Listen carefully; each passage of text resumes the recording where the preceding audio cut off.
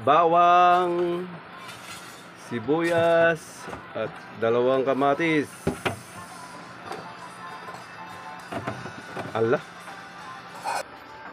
Ihanda na yan.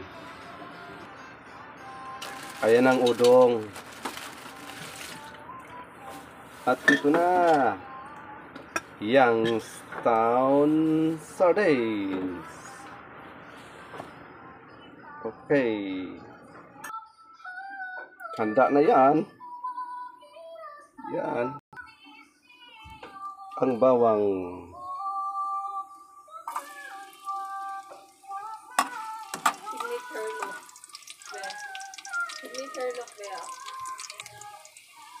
Mabango ng bawang. Isunod lang si kuya. Lalong bumango.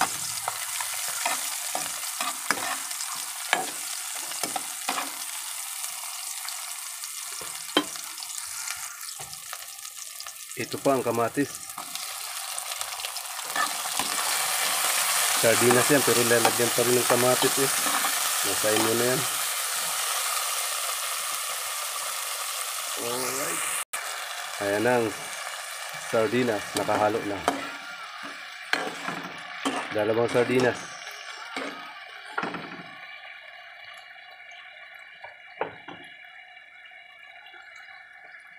Paboritong ulam ng kabataan eh.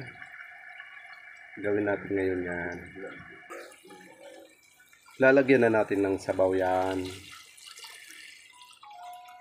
Mas marami, mas masarap kasi para makahigop naman ang lahat.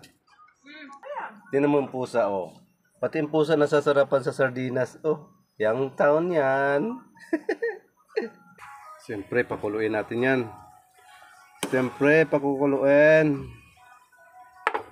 Ngayon, kumulo na eh. Pwede na ibuhos yun. Ayan na. Ayan na. Kailangan maya-maya kainin na yan para hindi naman malata. 1 minuto na lang yan guys. Ito na ang Youngstown sardines na may halong udong. The best! Yummy!